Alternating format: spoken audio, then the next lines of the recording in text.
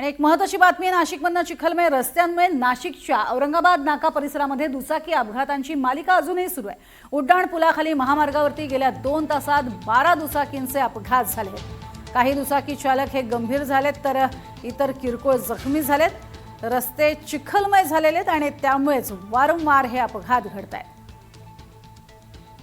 या संदर्भात नाशिककरांशी बातचीत केली आमचे प्रतिनिधी प्रांजल कुलकर्णी यांनी।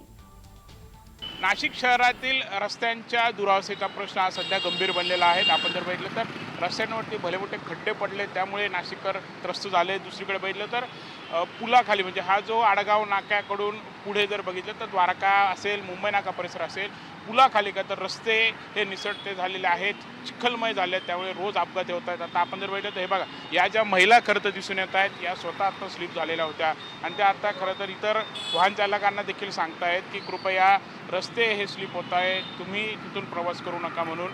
आता जर बघितलं या वाहनामध्ये जर बघितलं तर एक महिला या आता स्लिप झालेल्या होत्या आणि त्यांना त्यांचा परिवार जो आहे तो सध्या घेऊन जातोय। ताई, काय झालं नक्की?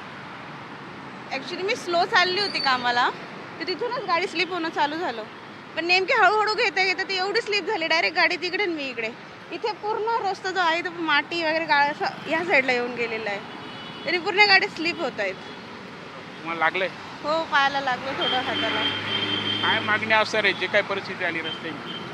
याने सुधारायला पाहिजे आता रस्ते, जरा साफसफाई, माती तरी निदान त्या साईडला केली पाहिजे।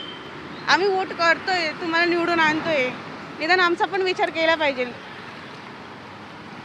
बरं आहे की आमचा विचार करा असं त्या मागणी करतायत। इथे देखील बघितलं तर या महिला ज्या आहेत त्यांची देखील आत्ता गाडी जी आहे ती स्लिप झाल्या आहेत, त्या देखील पडलेल्या आहेत। अशा प्रकारे रस्त्यावरती पालोपाचोळा करत्या वाहन चालकानेच टाकलेला आहे, जेणेकरून इथून प्रवास करू नका असं त्यांच्याकडून विनंती जी आहे ती केली जाते। ह्या महिला आहेत त्यांच्याशी आपण बोलूया। ताई, काय गाडीवरून पडल्यात, काय झालं?